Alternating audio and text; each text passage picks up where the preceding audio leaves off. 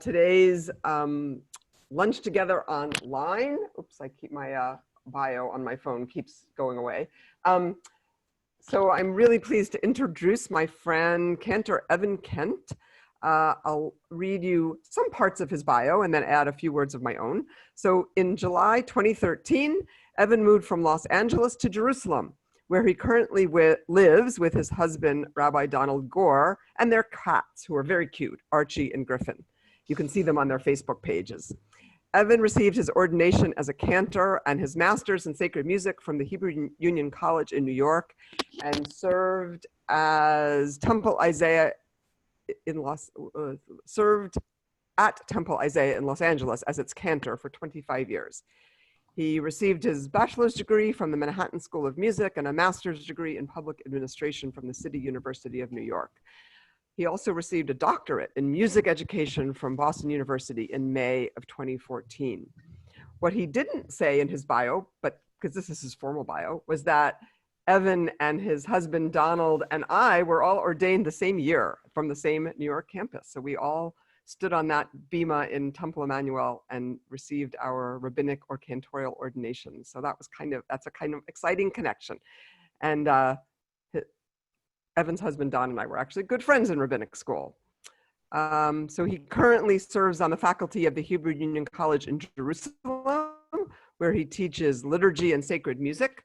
And he's also a musical theater performer, having starred in Jerusalem productions of Guys and Dolls, the musical drama Next to Normal, Avenue Q, She Loves Me, Singin' in the Rain, and Sondheim's Assassins.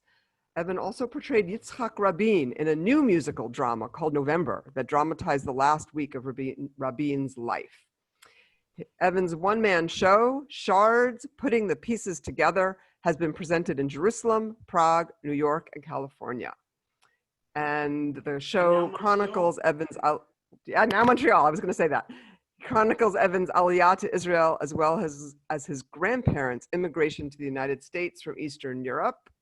And he's been taking it around the world. And now he's doing it for us virtually at Lunch Together online. I would like to suggest, if you, I will tell you how to do this if you don't already know. I'd like to suggest that you put your computer or your device on speaker view on a computer up, it's in the upper right-hand corner where you can toggle between gallery view and speaker view so that you have Evan as the star of the show. And I will, with that, mute myself and turn the floor over to my friend Cantor Evan Kent. Thank you so much, Rabbi Greenspan.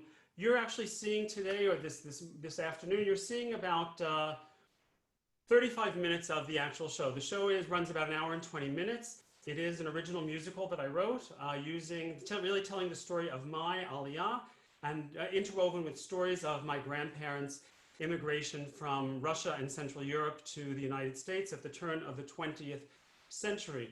It really is as if you were to see the whole show, and I do hope at some point when we're all allowed to travel once again that I do have a chance to come to Montreal and share it with you. It is a show that's told through music and storytelling and a few puppets that I use along the way to really dramatize through song, through monologue, through stories, a lot of humor, a lot of tears, my own story and the story of my grandparents. So what you're seeing now is really the opening 35 minutes of the show. And with that, I'd like to start. If there is any trouble with sound, just interrupt me and let me know. There's always something going on with Zoom, and hopefully today it'll be okay.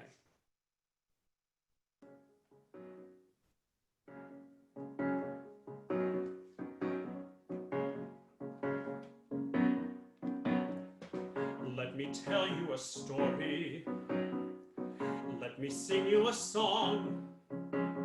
Join me on this incredible journey, and I promise it won't take very long. Let me tell you a story. Let me sing you a song. And you'll all meet my great-grandmother, and you're all invited to join along. A story of home and of homeland, a tale of courage and love. And it's all true, well, that's how I remember it, and and I really want to share it with you. Let me sing you a story. Let me tell you a song. So let's start at the beginning, the top of the inning, and I promise it won't go very long, very long. Let me tell you a story. Let me sing you a song. And that's what this afternoon show is all about. It's all about stories. It's all about songs. And it all takes place here in Jerusalem. So do you remember the first time you ever thought about Jerusalem? I do. I was a student in maybe 3rd or 4th grade at the Sinai Reform Temple of Bayshore, Long Island, on the south shore of Long Island, on a Sunday afternoon, and our song leader came in. His name was Louis Dogan. He was the rabbi's son. He was a really tall guy with long, straight hair, and he said, I want to teach you a new song about Jerusalem. Louis played the guitar so amazingly well, he could actually play the guitar behind his head. And he said, I want to teach you a new song. And he sang, Yerushalayim shel zahav, v'shenechoshet v'shalor, halolechoshi yirayich ani kinor. Even though I can't hear you, join me. Yerushalayim shel zahav, v'shenechoshet v'shalor, halolechoshi yirayich ani kinor. And I thought, Jerusalem is like 5,000 miles away from our house here on Long Island. And when I thought of Jerusalem, I thought of old rabbis with long white beards and big black hats and long black coats. When I thought of Jerusalem, I thought of old churches with dark stained glass filled with incense. When I thought of Jerusalem, I thought of sand dunes. Jerusalem was covered with sand dunes. And when I thought of Jerusalem, I thought of camels. The streets of Jerusalem were filled with camels. But here we are. It's Friday afternoon, and I'm in my apartment in Jerusalem at 21 Ahad Ha'am Street, literally in the center of Jerusalem. And every Friday, I go out for a run around the walls of the old city. But before I do, I set my table for Shabbat. The first thing I put out on the table are these silver candlesticks. My grandmother Alice traveled with these candlesticks from Minsk, Russia, to Antwerp, to New York City. And who could have imagined that so many years later, these same candlesticks are on my Shabbat table? And one of the wonderful things about living in Jerusalem is when you walk through the streets on Friday evening, you can see the candles flickering in almost every apartment window. After those candles are on the table, I take out this Kiddush cup. I became bar mitzvah here in Jerusalem many, many years ago. And as a gift, I got this Kiddush cup. And now this same Kiddush cup is on my Shabbat table. After that, I take out this blue and white tzedakah box. My grandma Eva had this in her apartment up in Washington Heights at the tip of New York, literally in the shadow of the George Washington Bridge. And every time we would visit her, she would shake the box and say, put some coins in the box for the children in Israel. And now this same tzedakah box, this blue and white box, is on my table. And finally, I take out this challah cover. When I was ordained as a cantor in 1988 and moved to Los Angeles and we purchased our first home, my mother made me this challah cover. And now it sits on my table. And one of the nice things about not working at a synagogue every week is that I bake challah every Friday morning. And nothing tells you that Shabbat is coming like the smell of freshly baked challah. Once my table is set, I change into my t-shirt, my shorts, my running shoes, and I'm ready to go out the door. But before I do, my old friend Shabbat Hamalka, the Sabbath Queen, comes to visit. Every time she enters or exits, she makes this noise.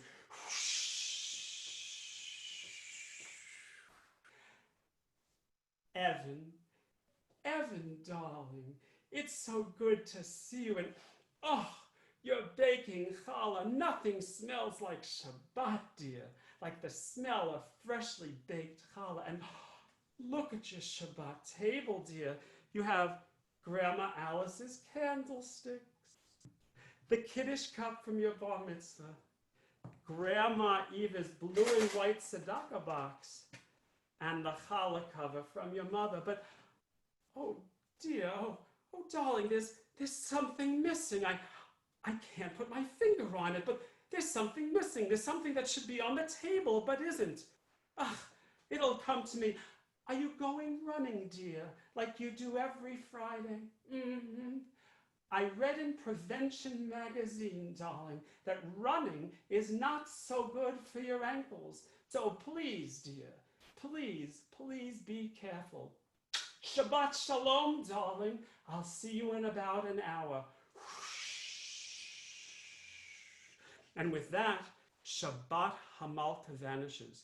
I go down the stairs of my apartment building and I start running towards the corner. I think, what is she talking about? What could be missing from my Shabbat table? I have the candlesticks, the Kiddush cup, the tzedakah box, the challah cover. Everything's on the table like it is every week. What could be missing? And as I'm running to the end of the block, I literally run into my upstairs neighbor, Miriam. Shabbat shalom. Going running. It's so obvious. I'm going running. Yes, Miriam, I'm going running like I do every Friday. You have any plans for the Shabbat? Nothing much. Just dinner with me and my husband, Barry. Or maybe I should say Rabbi Barry. He's a very famous rabbi, you know. He has his smicha. His smicha, that's his rabbinic ordination from Yeshiva University. Oh, he's very well known. He's written one book on Jews during the Revolutionary War, and another book on modern Jewish philosophy. I know. When you get back from your run, why don't you come upstairs? I'll make some tea and fruit salad. Look, mangoes, sweet like sugar, fresh from the shuk. I'll see you in about an hour. Evan, I read in Reader's Digest that running is not so good for your knees. So please take it easy today. I'll see you in about an hour. Everybody in Jerusalem is concerned about my knees and my ankles. And I continue running towards the old city, and I think, oh my gosh, what am I going to talk about with this famous Rabbi Barry? I mean, I was a cantor at a Reform synagogue for 25 years, but what do I know? I don't even know what this week's Torah portion is, and what am I going to talk to him about? Am I smart enough? Am I religious enough? Am I Jewish enough? Am I righteous enough? And then I come to the walls of the old city, and I'm reminded that Jerusalem isn't just a city for rabbis. It's a city for rabbis and cantors and painters and architects and grocery clerks and shopkeepers. Jerusalem isn't just a city for Jews. Jerusalem is a city for Jews and Christians and Muslims and Buddhists and those who have no religion at all.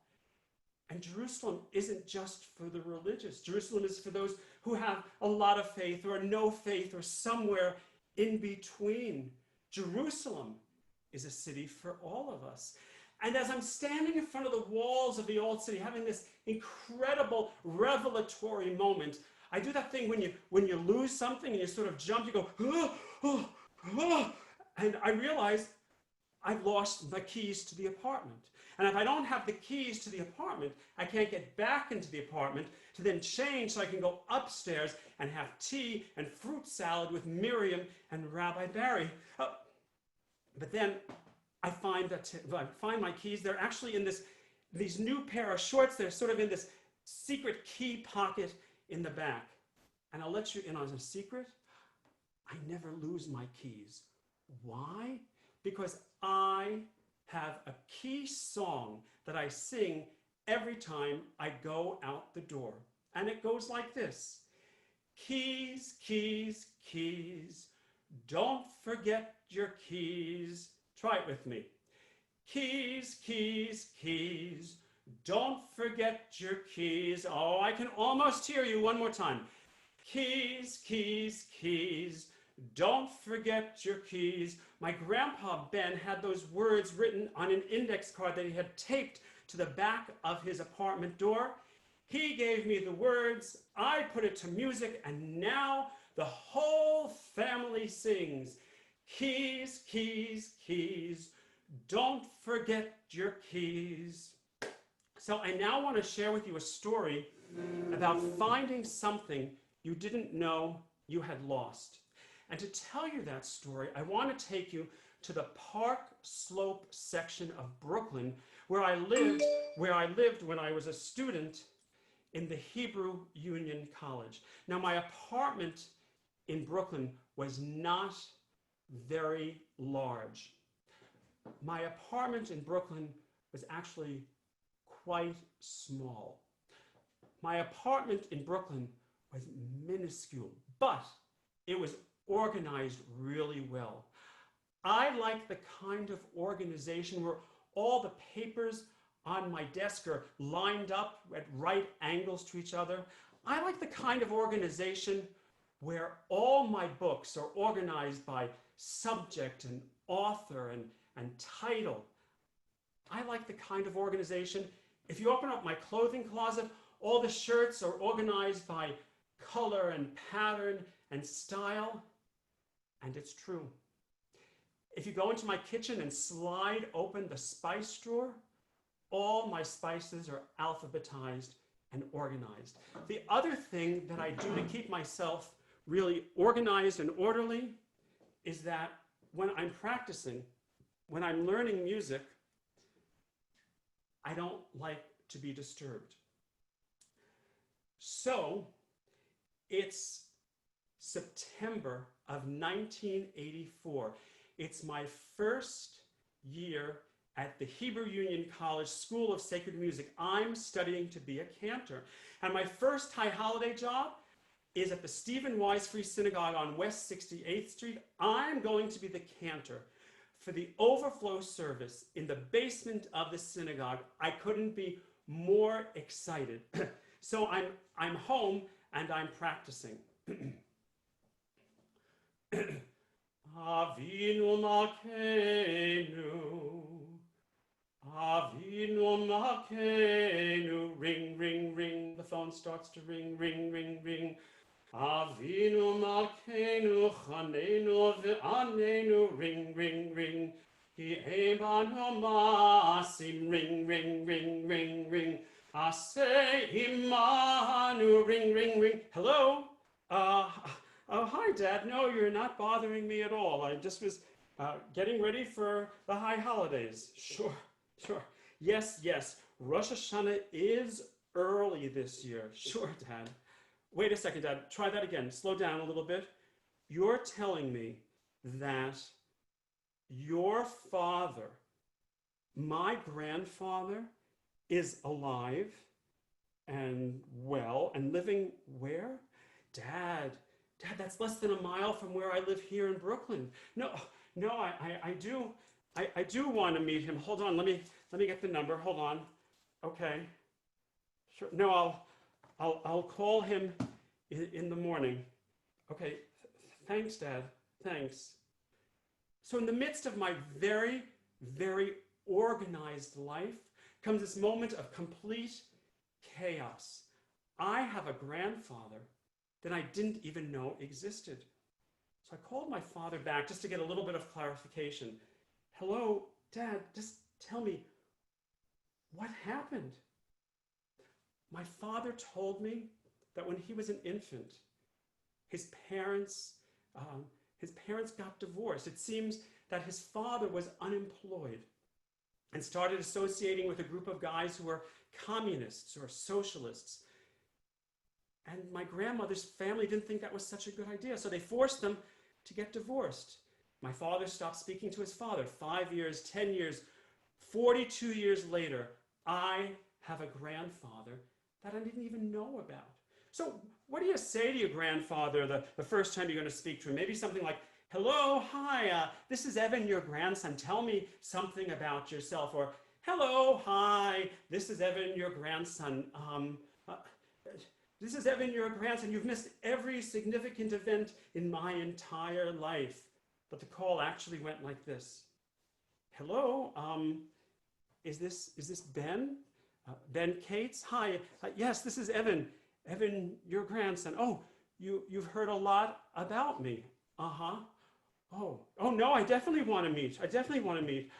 Oh, I'm sorry to hear that. He told me that he had gotten remarried. His wife's name was Ray, and she wasn't feeling well. They were actually going to the hospital that afternoon. No, I know exactly where that is. I'll meet you there. I'll meet you there. Sure. I tell you the other thing I really don't like. I don't like germs. I don't like bacteria. I don't like hospitals. I don't like that hospitals are painted that pale yellow or blue color. I don't like that hospitals are always a little overheated. I don't like that hospitals are filled with sick people. I don't like that those germs and bacteria are all over the place. So here's a tip. When you're walking through a hospital, don't ever touch the doorknobs or the elevator buttons. So I come to the hospital, and I'm walking through the hospital, and I come to my grandfather's room. I open the door. Ray is sleeping. My grandfather is sitting next to the bed. He has on a white button-down short-sleeve shirt. He has gray pleated pants on. He has those half glasses, reading glasses on the tip of his nose. He's reading the New York Daily News. Ray's in the bed sleeping, and she has on a blue flannel nightgown with little white bows and mother-of-pearl buttons. Ray has short, white, cropped hair. I slowly walk into the room. Hello, Ben? Ben, hi. I'm your grandson. I'm Evan. Oh, my grandson. I recognize you anywhere. Look, we have the same eyes. And my grandfather pulls me in front of a full-length mirror. And indeed, we do have the same hazel, close-set eyes with one eyelid drooping further down than the other. I pull up a chair next to the bed. He talks to me. I talk to him. I tell him a little bit about my life. He tells me about his life. And then Dr. Melvin Schwartz comes in. How do I know that it's Dr. Melvin Schwartz? Because he has Dr. Melvin Schwartz embroidered in large red letters on his lab coat. Ray, did we sleep well last night? The other thing I hate about hospitals is that they always speak to you in the first person plural.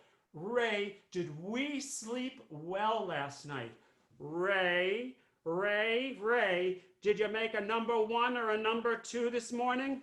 I so hate hospitals. Dr. Schwartz, says my grandfather. Dr. Schwartz, I want you to meet my grandson. My grandson, oh, that sounds nice. My grandson, he's studying to be a chazan, a cantor. He sings beautifully. My grandfather had never, ever heard me sing. My grandfather and Dr. Schwartz go out into the hallway, and I take the seat across from the bed. Ray looks at me, and I look at her. And Ray looks at me, and I look at her. Ray looks at me, and I look at her. So, you're Evan. We've heard a lot about you. And I think, you're Ray. Up until about 48 hours ago, I didn't even know you existed. Can you help me move that pillow? There's no way I'm touching that pillow. It's filled with bacteria. No, I'm not very good at that sort of a thing. Never mind, I'll do it myself. You know, I wasn't always this sick. When I first met your grandfather, we used to love to go dancing. His brother played saxophone in Frank Sinatra's orchestra. We'd follow them all around New York. Then it hurt too much to dance. Then it hurt too much to walk. And then it hurt too much to even get out of the bed. But I found relief once. I found relief. Your grandfather and I went to London, England, to see a doctor, a real doctor, but he was also a faith healer, and he would put his his hands on me, and slowly I felt better. I could walk to the end of the hall. I could even dance a little. And right before we left to come back to New York, this very kind doctor sat on the edge of my bed, and he held my hands and he said, Ray, what are you so afraid of? Doctor, I'm afraid I'm not going to walk. Doctor, I'm afraid I'm not going to dance. Doctor, I'm afraid I'm going to die. And then he held my hands even tighter and he said, Ray, the most important part of healing is to never be afraid. And then Ray sat up in the bed and she reached her small white hands towards me and she said, so Evan, what are you afraid of? And before I could answer, my grandfather came back into the room. Good news, Ray, good news. Dr. Melvin Schwartz says that we're going to take you home. And I'm going to get a hospital bed, and you can recover in the living room, with the bed in the living room. But I have to go to the hospital supply store to rent the bed, and I can't find the keys. And I'm afraid if I don't find the keys, I won't be able to get to the hospital supply store. Keys. Don't forget your keys. I'm afraid I've lost my keys. And at that moment, Ray sat up in bed and reached behind her to the nightstand, and she said, Ben, here are your keys, dear. Here are your keys. There's nothing to be afraid of. My grandfather took the keys and went to the hospital supply store. And I sat across from Ray. And I reached out and held her very small, pale hands. You asked me what I was afraid of? Well, right now, I'm hardly afraid of anything.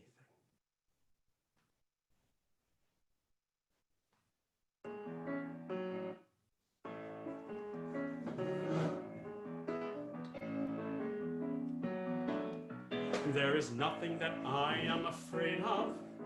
There is nothing that I am afraid of. There is nothing that I am afraid of.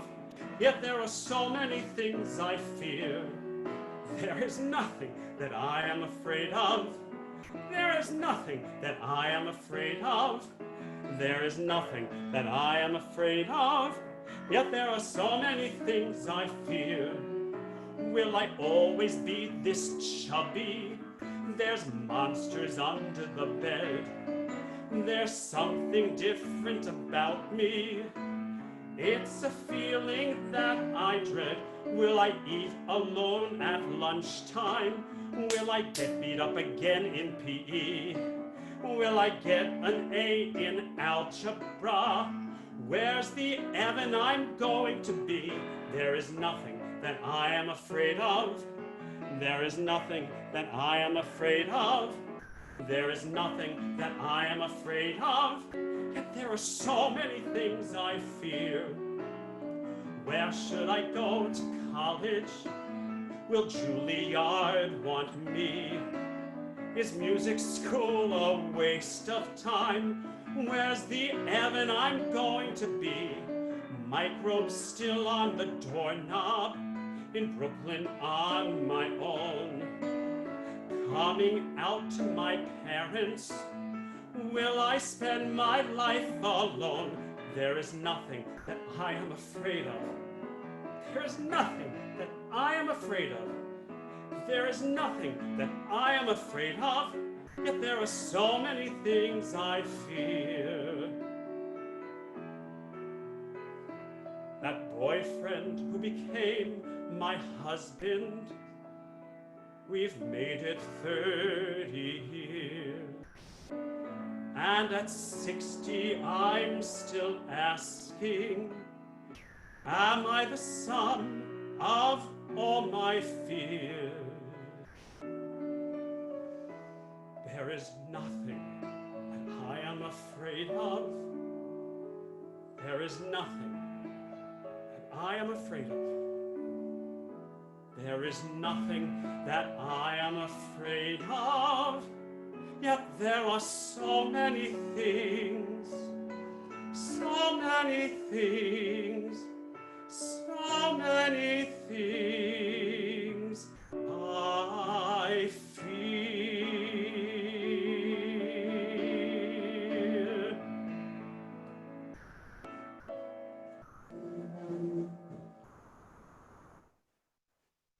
I told Ray I wasn't afraid of anything, but that's not exactly true. Moving to Israel, I was afraid of a lot of things. And the thing I was most afraid of was that I would never learn the Hebrew language. So to counteract that fear, I go to Ulpan, intensive Hebrew instruction, 5 hours a day, 5 days a week. Each level is 5 months. We learn to read, to write, to watch TV, to listen to the radio, to even work on a computer. Right now, we're learning the future tense. Eshmor, tishmor, tishmori, yishmor, tishmor. Echtov, tichtov, tichtovi, yichtov, tichtov.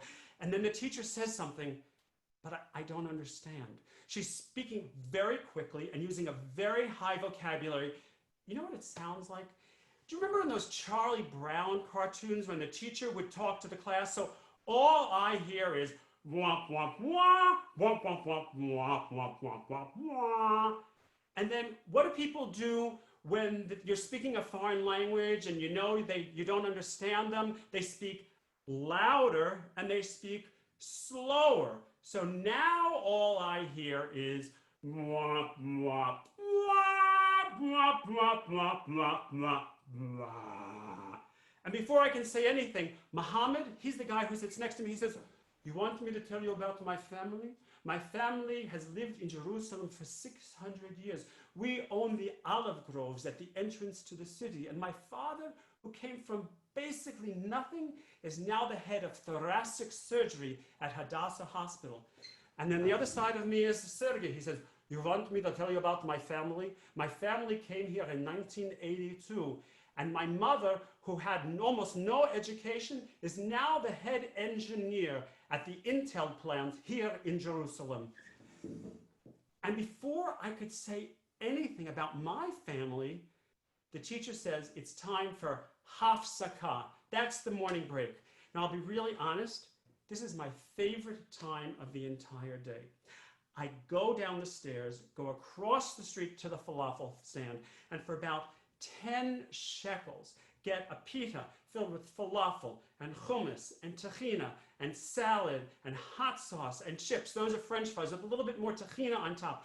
I take the whole thing down in about 2 gulps, finish it off with a Diet Coke, go back up the stairs, and now in a fog induced by fat and carbohydrates, I say, you want me to tell you about my family? Well, Don, my husband and I moved here just a few months ago, but my family story really begins when my grandmother moved from Russia to the United States. Psst, psst, tell them how I traveled on a boat with my sister all alone. Shh, everybody can hear you. Oh, please, nobody can hear me, and if you don't tell my story, I'll tell my story. My grandmother, Alice. Hello, it's so nice to see you. Where are you, in Montreal? It's a nice city, very nice. Would you like a candy? Would you like a candy? Wait, what do I have for you here? Hold on. I have a candy for, oh, let's see, for you over there. This is strawberry, and this one here, this one, wait, let me see, hold on, let me put on my glasses. This is strawberry, and this one here is apple. Would you like it? Don't worry, I just bought them. They're kosher, they're fine. They're only a few months old. They've been sitting in my purse. They're really quite delicious. It's very true. I came to the United States in about 1908. It wasn't a good time for Jews in Russia at that time. It was terrible. People were getting beaten up. People were getting killed. It was so bad that on Friday night, my mother would take out the candlesticks, our silver candlesticks, our most precious possession, and she'd put them on the table, but she wouldn't put any candles in them. And then she would close the curtains. Believe you me, she would close the curtains in the house and then say the brachas over the candles so that nobody should even see that we were Jewish. It was so bad, so bad. My father and my 4 brothers, they left first. They traveled to the Lower East Side where they worked as tailors sewing ladies' coats. And once a month, my father would send back a little bit of cash money that my mother put in a little tin box on top of the stove. And one day, my mother says to me and my sister Hannah, she says, okay, girls, believe you me, it's time for you to go. Can you imagine 2 little girls traveling to America by themselves? I remember as if it were yesterday, sitting on the train station, sitting on the train in Minsk. I'm crying, Hannah is crying, my mother's outside on the train track waving to us, she's crying. And I'm thinking, I'm never ever going to see my village. I'm never ever going to see our house. Maybe I'll never see my mother. Hannah's crying, I'm crying, and right before the train leaves the station, my mother says, whatever you do, don't let go of your pillowcase. You see, I had almost nothing with me. I had a small purse, I had a small valise, and I had my favorite feather pillow. So I held onto the pillow, held onto Hannah's hand. The train leaves the station, and as I'm holding the pillowcase, I feel something sharp and big at the bottom of the pillowcase, and I look inside, and it was our most valuable possession, the silver, the pure silver candlesticks. We got to Antwerp. And I had never seen a building so large in all my life. Huge building filled with people. And eventually we made our way down to the Red Star Line, where they inspected us, inspected our papers, take a look at all our baggage. And then we found our ship. Believe you me, Hannah and I went downstairs in the ship, and all the wealthy people, they went upstairs. Oh, I saw that, like in the movie Titanic, where all the rich people are upstairs and all the poor people are downstairs, and they're sharing food and they're dancing and they're playing musical instruments. Excuse me, no. It was nothing like you might have seen in a movie called Titanic.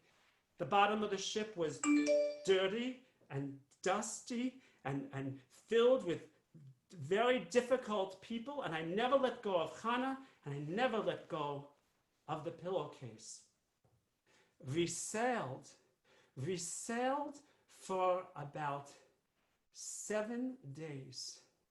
And it's exactly as they say, we came into the port of New York City, and the lights of the city are like a million stars. It's so beautiful. And I realized that it's Shabbos. So I took my candlesticks. Hannah and I snuck up to the top deck. I put my candlesticks on a bench, and just as I'm ready to say the brachas, we come by the Statue of Liberty.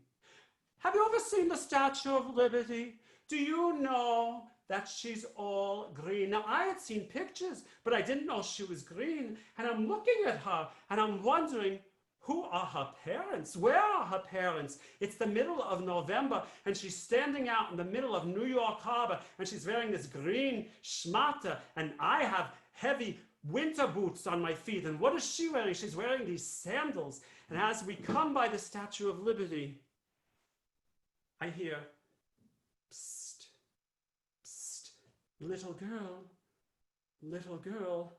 Wait, you want me to believe that the Statue of Liberty is talking to you? You tell your stories, I'll tell my stories the way that I want to. And the Statue of Liberty looks down at me and she says,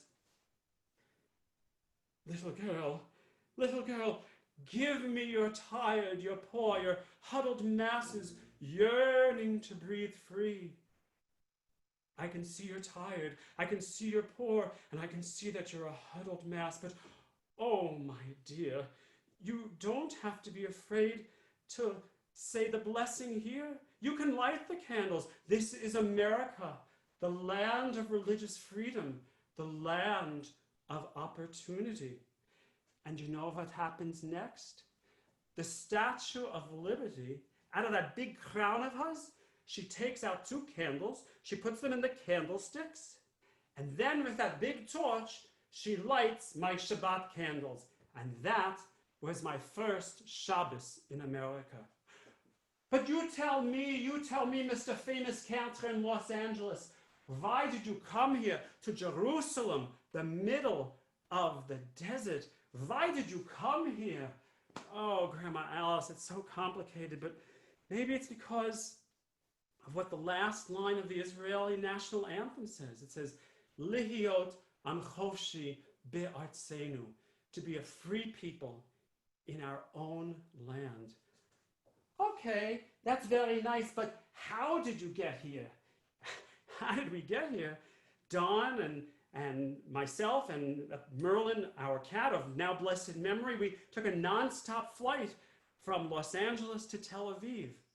But before I got on that plane, I went to New York, went to say goodbye to some colleagues, some friends, went to say goodbye to my family, and I went to do some things I hadn't done since I was a kid.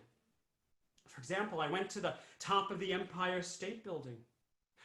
I went to the Museum of Natural History. Do you know that they have a new dinosaur exhibit? And I went to the Statue of Liberty. So I'm online to buy my ticket to go over to Liberty Island, and I hear, psst, psst, Evan, oh, she talks to you. It's genetic. Psst, Evan, dear, here's a tourist tip. Don't pay for the ferry over to Liberty Island. Take the Staten Island ferry. It's free, and the view is the same. And with the money you save, buy yourself a Coke, the New York Times, and with what's left over, put it in the little blue and white box for the children in Israel. And that's precisely what I did. I got on the Staten Island ferry, bought a New York Times, a Coke, and I'm sitting on the ferry, and it's a gorgeous Friday afternoon in New York Harbor. There's a large tugboat pulling in a tanker. And then there's a regatta, a sailboat race going all around New York Harbor. And then, Grandma, there's a cruise ship that's pulling into the harbor. And on the top deck of the cruise ship are two little girls. And they're holding each other's hand. And they're waving to everybody on shore. And everybody on shore is waving to them. And as they sail by the Statue of Liberty, Grandma,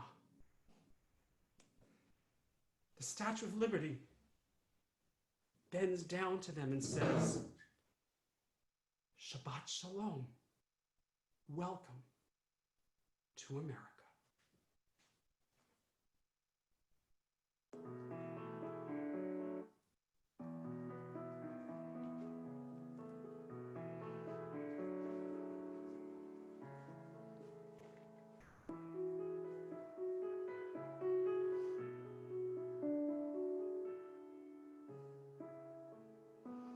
My grandmother came to America, sailed through the harbor of hopes and of dreams.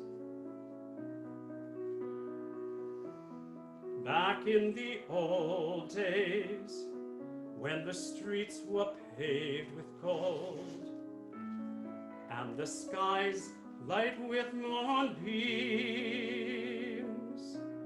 mothers and fathers, daughters and sons, here in the free world we're the lucky ones. All of my yearning, all of my troubles, maybe we're learning. Sometimes I wonder, good night, New York.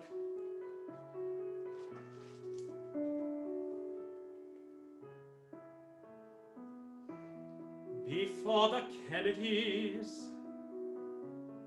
before the Beatles, before the Vietnam War, back in the old days when anything was possible, having less meant knowing more. Brothers and sisters, uncles and aunts, here in the free world for a second chance. All of my yearning, all of my hunger, maybe we're learning. Sometimes I wonder, good night, New York.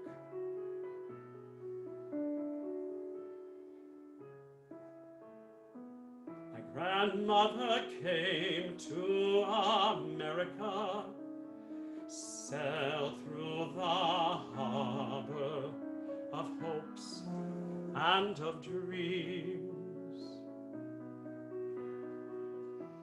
And here in her future, I hope I've not failed her, 'cause nothing's the way that it seems. Mothers and fathers, daughters and sons. Here in the free world with lucky ones, all of my yearning, all of my hunger, maybe we're learning. Sometimes I wonder, good night, New York.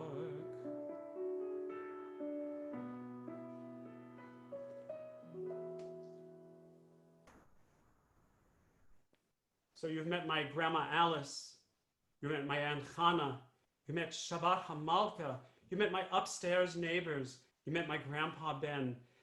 And hopefully someday when we can travel again, I'll come to Montreal and you can meet all the rest of the stories that are part of this incredible journey, both mine and my grandparents and great-grandparents. My journey from Los Angeles to Israel and my grandparents' journey from Europe to the United States. So thank you for spending this incredible afternoon with me. And we have a few minutes, so if there are questions, I'd love to hear some of them, or if you have anything you want to share with me, I'd love to hear it. Okay. Cantor,